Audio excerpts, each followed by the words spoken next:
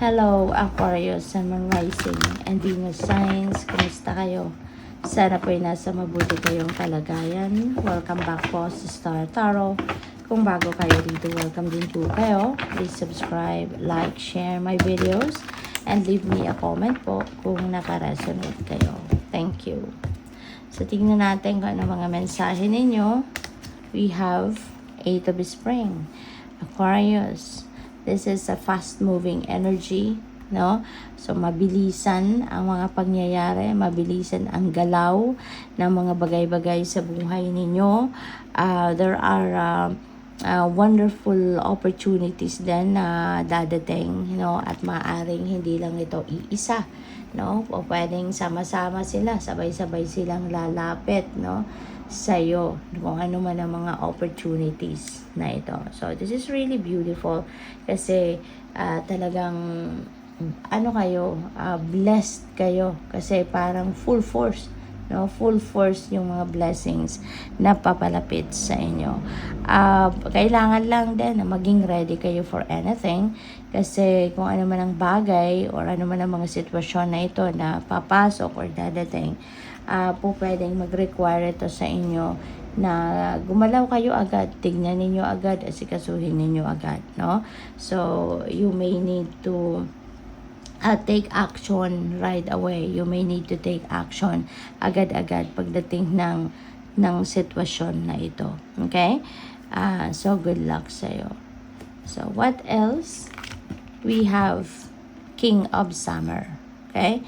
So, dito naman sa King of Summer, parang mas ma-appreciate siguro ninyo ngayon so, yung karelasyon ninyo, no? Yung person ninyo, feeling ko, kasi makikita ninyo dito or mapapansin ninyo na yung person ninyo sa ngayon will be very, very supportive of you.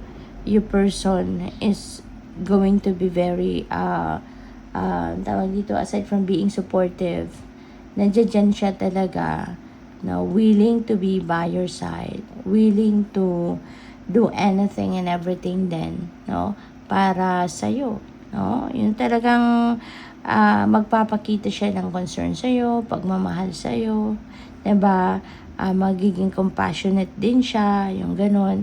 So, makikita mo yung pagdamay, no, ng person mo sa iyo around this time. So, what else? We have 10 of Winter. Ayan. So, 10s represents endings and beginnings. No? So, meron ditong tatapusin kayo. You are going to put an end to something dito. At kung ano man ang tatapusin mo dito, this is something that doesn't serve your highest good anymore. Kaya, puputulin mo na yung connection mo rito. No? So, po pwedeng ang iba sa inyo rito is going to put an end to your career, diba? Kasi kapag merong nag-i-end, merong magsisimula. So, po pwedeng puputulin mo na, tatapusin mo na because you are heading towards a new beginning. Magsisimula ka ng bagong karera. Siguro meron kang ibang career path, no, na patutunguhan. Po pwedeng ending din ito ng pagtatapos din ito ng mga proyektong ginagawa ninyo. Maybe it's because then it's either na-realize niyo na hindi ito yung dapat na pinagkakaabalahan ninyo or po pwedeng it has come to its completion na. Kaya magtatapos na. Pwedeng ganon. O pwede rin, no, na ang iba sa inyo is going to put an end to a relationship. No? Po pwedeng ganon. Or it could be anything. Or it could be anything na puputulin mo na ang inyong connection sa mga bagay na ito. Kaya, good luck sa'yo. Kasi, diba, it's not easy, no? Letting go of something or someone is not easy. But, this is what you think is best for you to do right now. So, good luck sa'yo. So, what else? Tingnan natin kung ano pa yung mga mensahe para sa'yo. We have put your creative energy into action. Archangel Gabriel joins me to spark your creativity, help you communicate your vision, and motivate you to create something beautiful. Ayan. So, hindi lang dapat, no, na nasa isip kung ano man ang mga ideya ninyo. Okay? yung mga ideya ninyo, put them into action. Kasi sayang naman kung sa isip lang or kung sa puso nyo lang yan na tumitira, diba? So, mas magandang gawan mo ng paraan, ma-experience mo ito, no? Put them into action, alright? Para mas mapakinabangan ninyo. We have embraced your life purpose. Nice.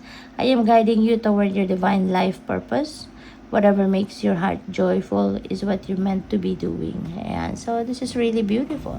Ginagabayan kayo ngayon ni Archangel Michael, no? Na mahanap ninyo kung ano yung inyong life purpose. At one thing, no, na titingnan ninyo rito, you will notice, if you are already living your purpose, makikita ninyo na masaya kayo sa ginagawa ninyo. If you are happy, if you are enjoying what you are doing, at saka kung ano yung ginagawa ninyo, talagang fulfilling para sa inyo, ibig sabihin nun, you are already living your purpose. That could be your purpose already, no? Coming to life. We have your vibration is rising. This is a time of great spiritual growth for you. You are evolving to occupy a higher energetic frequency. So, napakaganda. Kasi kapag ganito na ang inyong sitwasyon, ibig sabihin ito na you will be able to manifest, no? Whatever it is that you want to manifest in your life. You know, when your vibration is high as well, ibig sabihin masaya ka.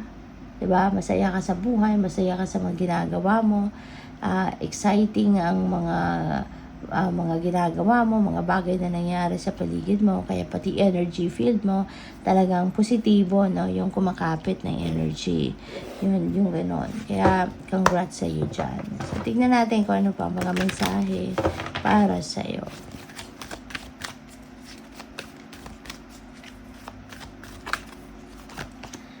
If you believe, you know, kung anong pinaniniwalaan mo, tandaan mo yon, Aquarius, na yan ang mangyayari. Yan ay mangyayari eventually sa 3D reality ninyo. Kaya, make sure na you are aware of what you are thinking. Make sure that you are aware kung anong pinaniniwalaan mo. No? Kasi yan ang maitatanim mo sa inyong sa inyong subconscious, at yan ang eventually magmamanifest, no, sa buhay ninyo. What else? We have recovery. Ayan. So, ang iba siguro sa inyo dito nanggagaling sa pwedeng sakit, pwedeng emotional troubles, pwedeng physical discomfort, no? At sa ngayon, you are on the road to recovery, no? Makakabangon ka na, makakabawi na yung katawan mo, ahon ka na sa hindi pinagkaka-stressan mo if it's emotional. So, kahit ano man, ano, yung inyong pinoproblema, yan ay matatapos na din. Yan ay makaka-recover na kayo, makakabawi na kayo. Look for a sign, okay? Kasi po pwedeng may mga tanong kayo ngayon sa universe and you are asking for signs. Maybe you are asking for signs, you are asking for confirmation, ano, sa mga bagay na ito. Kaya ito, pinapadala na kayo ng signs, no? Maaring this is your specific signs na hinihingi, and ito na yon ibibigay na sa'yo. Okay? Kaya hanapin ninyo, tingnan ninyo, pansinin ninyo. Okay? Because the signs that you are asking is yan na, pinadala na, ipapakita na sa'yo. So, good luck. Thank you for watching. Love and light. Namaste.